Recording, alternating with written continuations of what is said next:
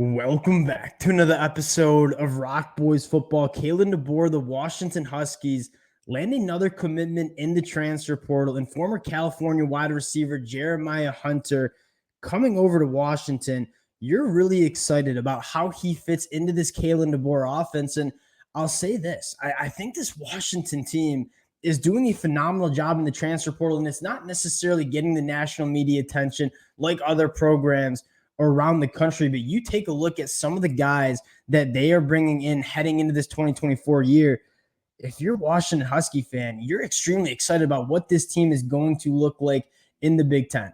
Now, for Washington fans, there's still a job to be done in this 2023 year, but it's never too early to be getting this roster right heading into the Big Ten in 2024. I want to talk about Jeremiah Hunter, talk about what Washington has done in the transfer portal thus far. Before we get into it, just want to say thank you to you guys. A shout out to the Washington Husky fans. This has been a program that we've had a blast talking about in this 2023 year. The amount of support you guys have shown the boys has been absolutely phenomenal. Cannot thank you guys enough. If y'all do enjoy the content, consider subscribing to the channel. And without further ado, let's get into Jeremiah Hunter. And I'll start with this. I am a massive fan of how Kalen Deboer chooses to go about building his roster.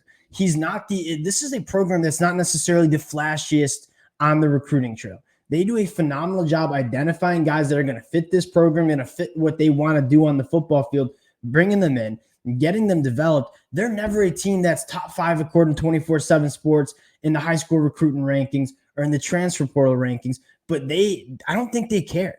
They're getting guys that they know are going to fit what they want to do and fit their culture, and you're seeing the fruits of that labor show off on the football field the last couple of years. Now, getting into Jeremiah Hunter, one, huge fan of how he fits in this Kalen Deboer offense. You're talking about a wide receiver that wins at all 3 levels, and you look at a wide receiver like Rome, and a guy that I'm not necessarily going to go out and compare Jeremiah Hunter to Rome, because I think Rome is a truly special wide receiver that we've seen in college football the last couple of years.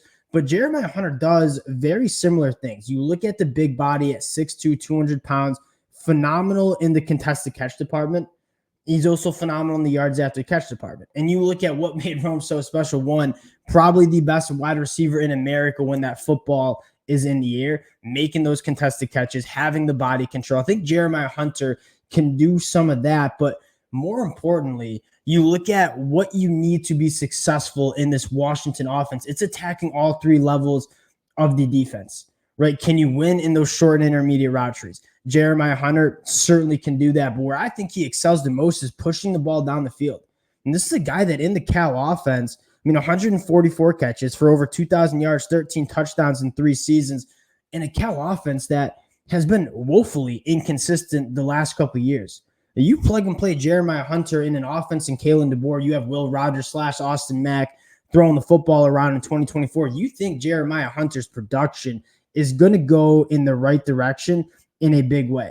He's a big physical boundary receiver that can win vertically. He can create separation. And another thing that kind of jumped out to me looking at some numbers, really good after the catch. This is a guy that forced 14 forced missed tackles last year, had over 300 yards after the catch. He is a big body that defensive backs struggle to bring to the ground. And again, it kind of seems like he'll play a little bit of that Rome style in this Washington offense next year.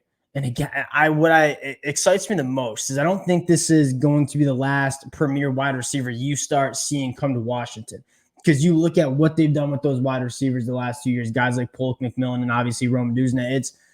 This is kind of turning into a destination spot for wide receivers. If you're a wide receiver that has a ton of talent and you want that talent to manifest itself on the football field and have that production and get yourself to the NFL, this Washington program has shown that they can do that. And you look at some of the young wide receivers that you will have in 2024, a guy like Jeremy Bernard, I am extremely excited about. This is an offense that is going to continue to flash even in the Big Ten. Now, more importantly than just Jeremiah Hunter, I want to talk about what Washington has done in the transfer portal. And we've done a lot of talking about portal, and you see that programs like Ole Miss or USC doing some really good things in the portal. Washington is quietly doing a lot of good stuff in the transfer portal. You talk about a guy like Trey Watson coming from Fresno State, who obviously Kalen Deboer has a lot of experience with.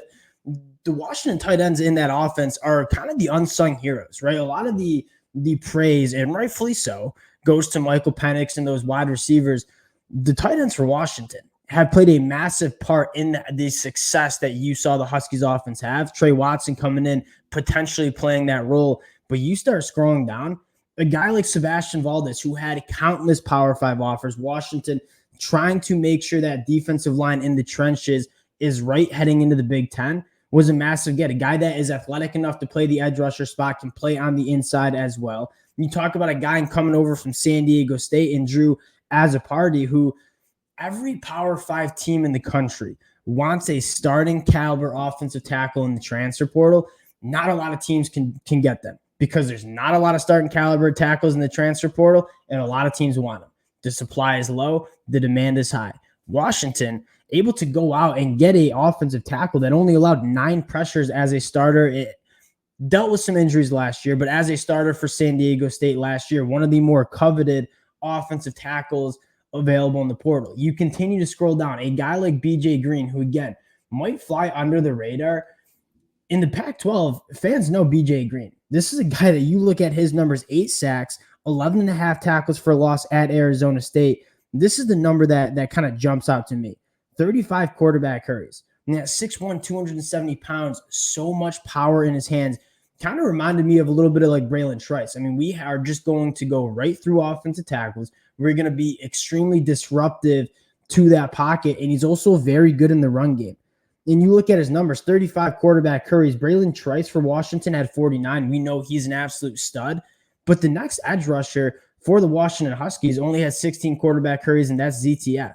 Now, I think BJ Green comes in and is a premier pass rusher for the Washington Huskies in 2024. And you look at, again, going to the Big Ten, you got to make sure the trenches are strong, because you're going to see a lot of teams that want to run the football.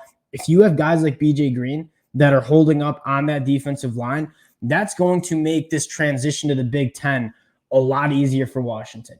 You talk about a guy like Ethan Barr coming over from Vanderbilt, over 200 tackles at the SEC.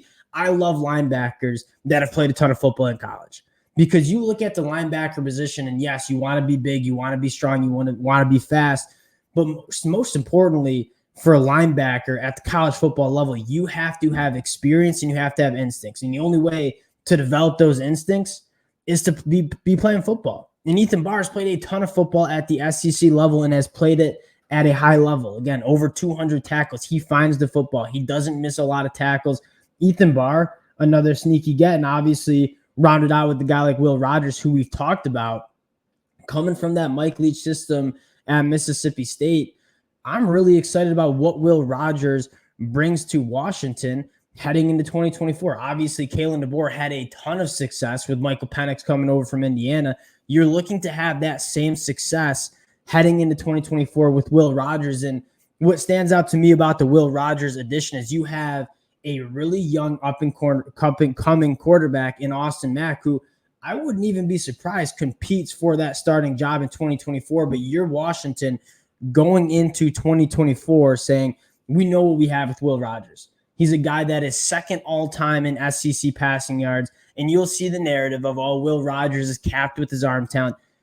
I'll say this: you don't become the second most passing yards in the SEC by just being an average quarterback. You got to be good. And Will Rogers, I think, showed at Mississippi State that he is a phenomenal quarterback, and you plug and play him into this Kalen Deboer offense, and you're suddenly feeling really good about what you have in the quarterback room as well. So for Washington fans, one, you have the chance to do something extremely special in 2023. And you already have done something extremely special. You went undefeated. You won the Pac-12 championship. You have a chance to win a national championship. But if you're Washington, what you're most excited about is the sustained success and what that looks like. You're putting it together on the field the last 2 years. Now you're starting to get a lot of premier players from the high school level, from the college football level in the portal, looking at this Washington program and saying, this is a spot where I can do 2 things and check off the major 2 things that players are looking for in a school that they want to go to. 1, can I go to the NFL? Is it going to prepare me to go to the NFL? Washington is going to have probably 8 to 10 guys drafted in the NFL in the 2024 NFL draft. So you check in that box. And then secondly, can I play on the biggest stage? Can I go compete for national championships? That's exactly what Washington is doing.